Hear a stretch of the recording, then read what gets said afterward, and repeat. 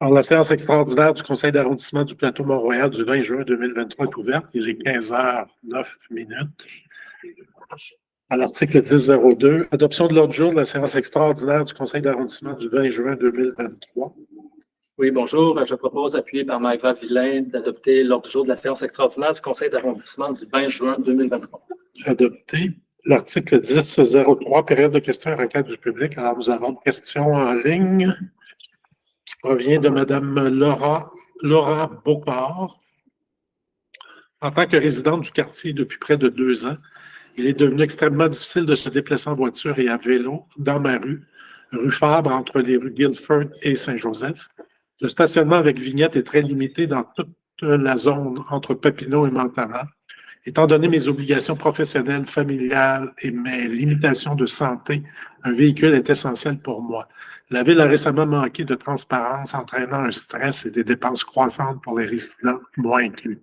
Serait-il possible pour la Ville d'offrir plus de transparence concernant les travaux de construction, privés et publics, d'accorder des accommodements raisonnables tels que les places de stationnement gratuites à proximité et de considérer une indemnisation pour les résidents, notamment une réduction sur les vignettes de stationnement pour l'année 2023-2024. Ces demandes sont-elles réalisables ou dépassent-elles les possibilités pour les résidents? Oui, merci pour votre question. En fait, vous avez raison, il y a une pression très forte sur le stationnement parce qu'il y a beaucoup plus de voitures que de places de stationnement disponibles. C'est pour ça qu'on a uniformisé à l'ensemble du territoire. Là, environ 70% des places de stationnement sur le plateau sont des stationnements réservés aux résidents avec vignette, donc pour permettre l'accès aux résidents. Des travaux, il y en a parce qu'on a des décennies de sous-entretien des infrastructures souterraines. Donc, on est en train de mettre nos infrastructures à jour, des infrastructures souvent qui ont plus de 100 ans et qui régulièrement, on a des fuites, donc on doit intervenir en urgence, mais notre programme systématique d'entretien vise à intervenir de manière planifiée. Et en plus, on doit changer les entrées d'eau en plomb, donc ça fait beaucoup de projets de construction, c'est vrai, sur le territoire, on en a beaucoup. C'est nécessaire, on ne le fait jamais de gaieté de cœur, on le fait parce que c'est absolument nécessaire de le faire. Donc, on a maintenant, systématiquement, on distribue aux résidents des infos travaux. Donc, normalement, vous êtes avertis à l'avance des travaux. Il y a des informations qui sont disponibles aussi complémentaires sur le site web, puis vous avez toujours accès à un agent de liaison. Donc, je pense que c'est ce que vous voulez dire par transparence. La transparence, on est très transparent, c'est-à-dire qu'on donne l'information sur les travaux.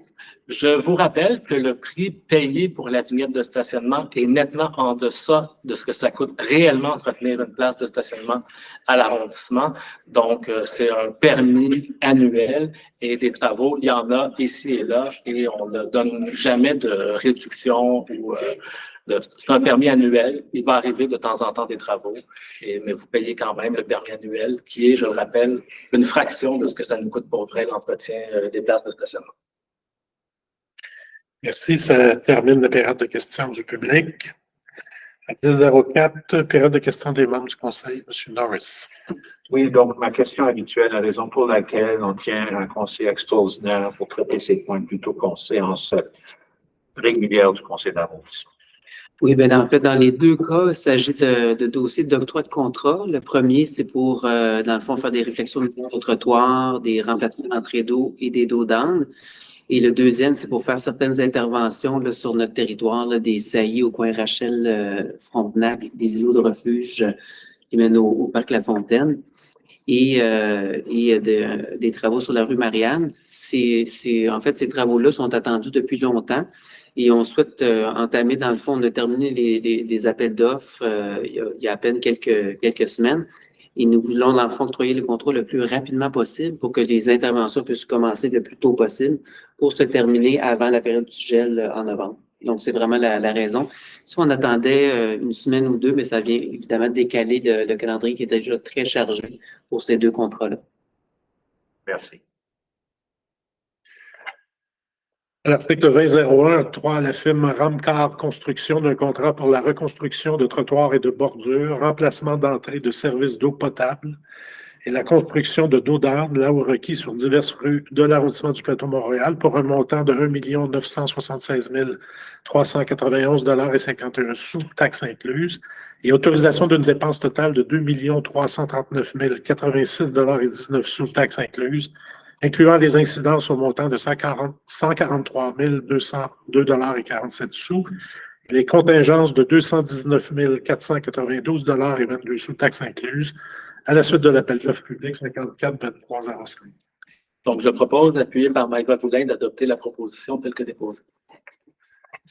Adopter l'article 2002, octroi d'un contrat à la compagnie Les Pavages CK au montant de 1 296 078,11 $, taxes incluses, pour la réalisation des travaux du projet réaménagement géométrique de l'intersection des rues Frontenac et Rachel, PRR sur la rue Marianne, entre les rues des Érables et Folhomme, et construction des îlots de refuge aux intersections de la rue Rachel et des rues Garnier et Fabre, et autorisation d'une dépense totale de 1 681 160,37 $, taxes incluses, conformément à l'appel d'offres public 54-2302.